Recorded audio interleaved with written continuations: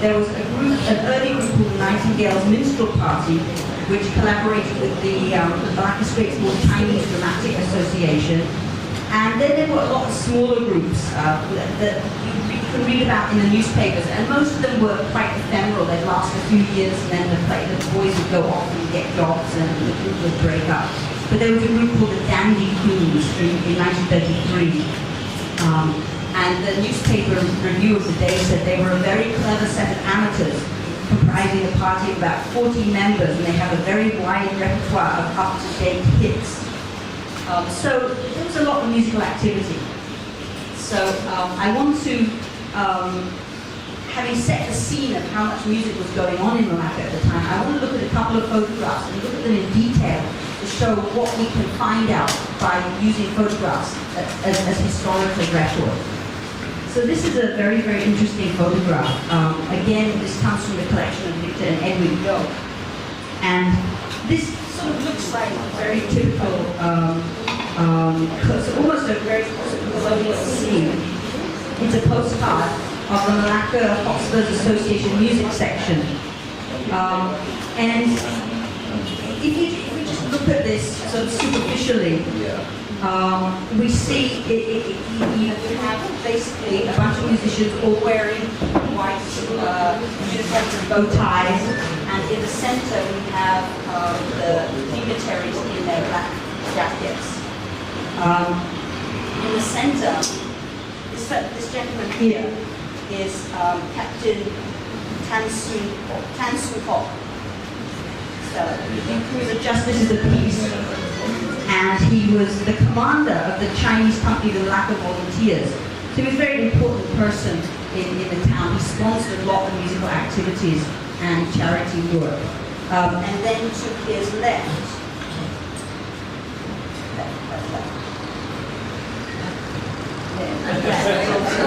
to his left is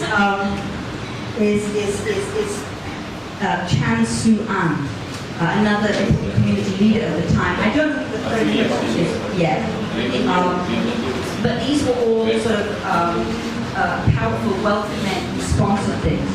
Now, if we look at the musicians, there are 23 musicians altogether, and most of the instruments here are stringed instruments. There's violins, ukuleles, banjos, mandolins, and guitars.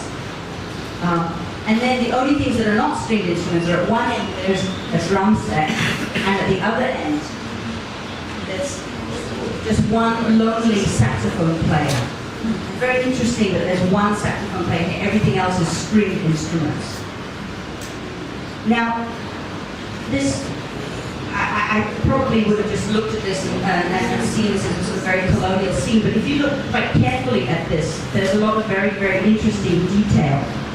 So above the musician's head there's a banner here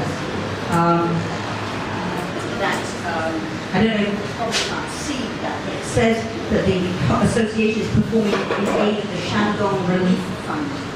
And that dates this photograph to October, sometime between October 20th and 27th of 1928. And further above that, there's a photograph here. If you look at that photograph, and then these Chinese Duanyan couplets. The photograph is actually Sun Yat-sen.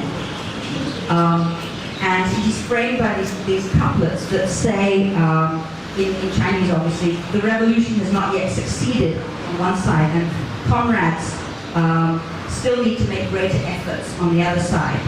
And the flags here, you can sort of, you can't really see in this photograph, but the flags, if you look very carefully, are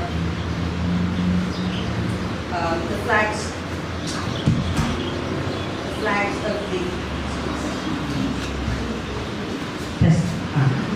the flags of the Republic of China.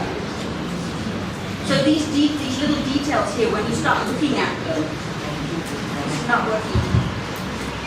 Is this working? Oh, okay. It keeps cutting in now. What's the 2 seconds and then it cuts out? Huh? Quite difficult. Okay, so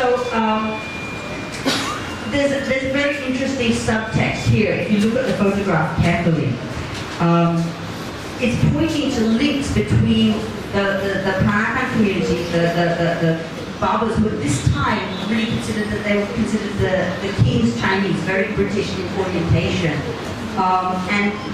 The majority of whom at this time could not read Chinese, so they wouldn't really have known what those couplets said up there.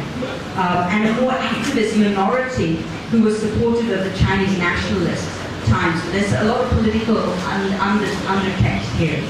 And at this particular moment in Malacca, there was a lot of Kuomintang activity, but it was being banned by the British government. And so, although it was banned to raise funds for Kuomintang, it was okay to raise funds for relief. So they were raising funds for disaster relief, but this was being channeled perhaps to the cause of Chinese nationalism. So it was a very important moment in time. So we know that there were a lot of Kuomintang activists in Malacca at this time, and that the networks of personal associations between people were very complex at the time. So they had this week-long charity show in aid of the Shandong Relief Fund. And this is a really a very important example of the way that the Straits-born Chinese and the local Chinese community, China-born Chinese community, were interacting for charitable purposes. But significantly, the whole entertainment portion of this event was organized by the Peranakan community. So they took it was the Peranakans who did all of the plays and the musical performances that happened in this week. And the proceeds were given to, as well as being given to the Shandong Relief Fund, some of the proceeds went to the Poppy Day Fund, which is a very British fund, and the Malacca Medical Initiative. So the Hotspurs, this ensemble, and the Hotspurs Association Dramatic Section put on stage Bangsawan plays. One was called Fok Cheng and Fok Chai, and another play was called Po Liang and the Orphan. And both of these plays were described at great length in the Malacca Guardian.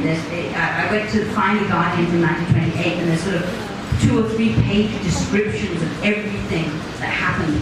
And it has lists of the names of all of the performers in every single ensemble and all of the pieces of music that they performed, and which ensemble played which pieces. Really fantastic resource for finding out what was happening in this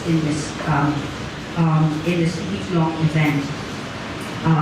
So we find out that the Chantek Chai Orchestra performed, the Malacca Hotspurs Amateur Association Music Section, and there was a group at that time called the Nightingale's Minstrel Party. So these 3 were the main musical ensembles that performed at this relief fund. And from looking at this and studying the list of performances, the kinds of music that they were performing, we can see that there was a steady diet of marches, foxtrots, and waltzes. Those were the most popular kinds of music. And they have lists of all of the names of the pieces and the composers. And some of them were local names, some of them were European composers. So a very interesting collection of music that was being performed. Now, you can see musical change starting to occur here. This is a slightly later picture of the Hotspurs. They're at a fancy dress function. This is from the collection of Audrey Lim. And this is probably a wealthy Baba's country house, perhaps out in Sankera or somewhere like that. And here we can see that now we have, still has a core of stringed instruments, but now we have the addition of some more saxophones of different sizes. We have some tenor saxophones, and somewhere there's an alto saxophone in here. So we still have banjos and mandolins and things, violin, here's Lim Keng Wok, Audrey's father, and then we have saxophones as well. So we're starting to see some musical change happening. So string instruments are slowly being replaced with reed and brass instruments. And this later performance, again, the Hotspurs, this is up by the governor's residency, and here we again see more saxophones here, and flute, this flute player here, as well as the violins. Here again is Audrey's father, Lim Keng Wok. So these kinds of performances are showing that musical change is happening.